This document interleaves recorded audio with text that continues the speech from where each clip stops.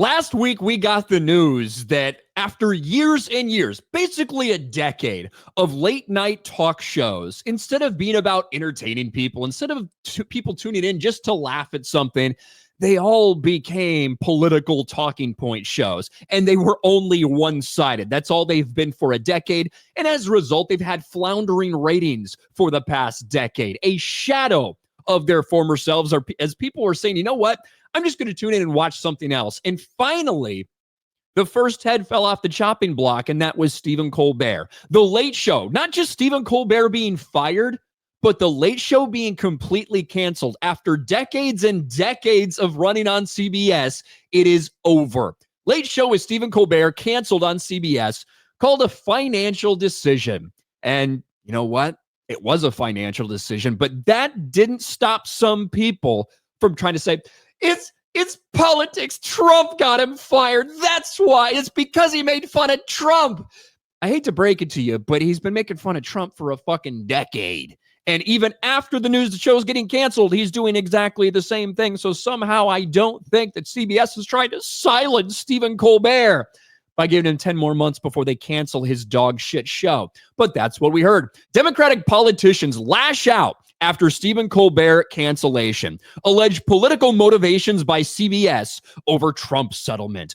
Jimmy Kimmel basically came out and said that was exactly what happened. The Writers Guild, they want a probe of the Stephen Colbert cancellation, alleging a bribe to Trump. Well, then it came out why the show is actually canceled. Turns out that it costing $100 million a year to produce, and it loses $40 million every single year. So all these people trying to say, but he has the best ratings of any of the night shows. Yeah, well, the ones that we talk about on broadcast channels, he doesn't. Greg Gutfeld over on Fox destroys him in the ratings, and it doesn't cost nearly as much.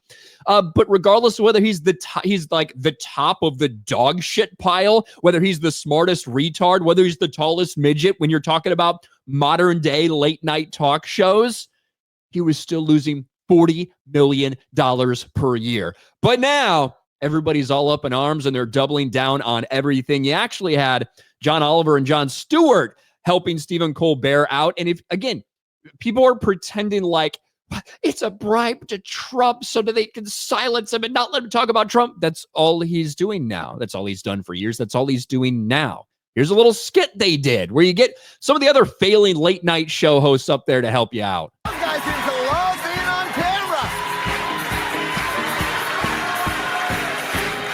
All right, so they did that. They're doing the Coldplay thing. Everybody knows what happens. And then right here.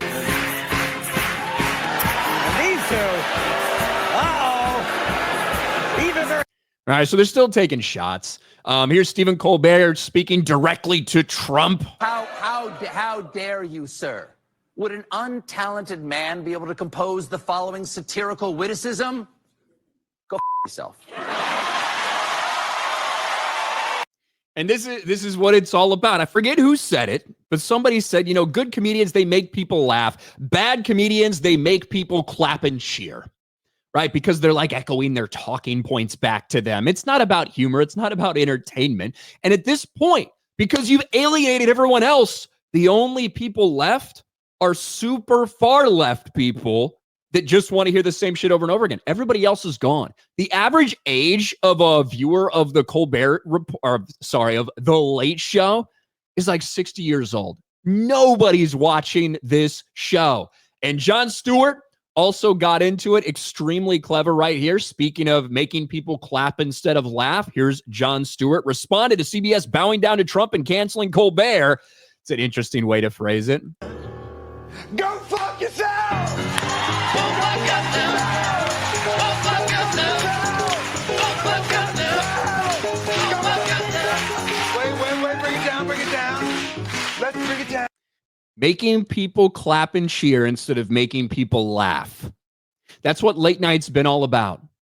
With the stupid vaccine pushes, with the constant political talking points. Completely one-sided political talking points. It used to be, back in the day, you tuned into these things after, day of work, maybe you tune in the nightly news, whatever. You're getting ready, you're winding down for bed, whatever it is. You flip it on. because you just want to laugh at some shit. That's all people wanted. That's all these entertainment shows, these late night talk shows were for years and years, for decades and decades. And then suddenly about 10 years ago, things changed. And they all became about the same exact political talking points shoved down people's throats. The ratings flopped. The ratings failed. All of these shows are failing. And now CBS is finally saying, you know what, we're done with it.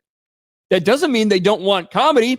These are the same people that just gave South Park a $1.5 billion deal. And you know why? You know why they're willing to do that while cut Colbert?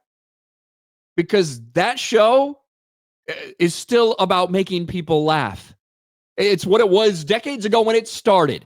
Taking shots at both sides, making fun of both sides, making people laugh. It's no longer what late night is about. And these people would rather blame Trump. They'd rather say that Trump is the reason Trump got him fired instead of admitting reality. This show's a loser.